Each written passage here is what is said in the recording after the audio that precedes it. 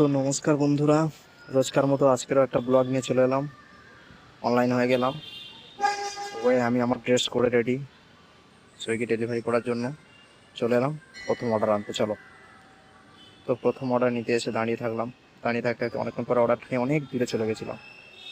তো 75 টাকা পেলাম। তো 7 টাকা, আমি জোনের বাইরে গেছিলাম, তো জোনে ফেরার জন্য আমাকে 5 মিনিট সময় দেওয়া হবে।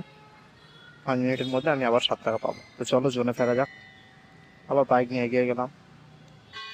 যাচ্ছি তো যাচ্ছি, যাচ্ছি তো যাচ্ছি, যাচ্ছি তো যাচ্ছি। তারপরে আবার একটা অর্ডার পেলাম, একটা বাঙালি লোকের নাম। দেখো নামটা, জয়ন্ত মণ্ডল।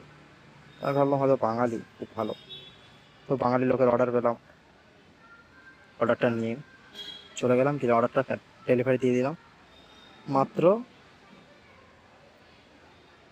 দেখো কত টাকা, 28 টাকা পেলাম।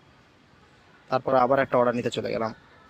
অর্ডার নিতে গিয়ে দেখি এই যে বাইকগুলো আছে না, এগুলো কিন্তু সব বাইক, প্রত্যেকটা বাইক ডেলিভারি বয়দের বাইক। এতগুলো ছেলে কাজ করে, আরো অনেক ছেলে আছে। তো চলে গেলাম অর্ডারটা নিয়ে শপিং মলে। মলের ভিতরে গিয়ে তো ওখানে আধ ঘন্টা লেগে গেছে শুধু পার্সেল নিতে। কেননা মলের পার্সেলগুলো প্রচুর টাফ হয় নেওয়া, দোকান খুঁজে পাওয়া, কোন ফ্লোরে থাকে, এন্ট্রি গেট, এক্সিট গেট, এগুলো প্রচুর সমস্যা হয় মলে।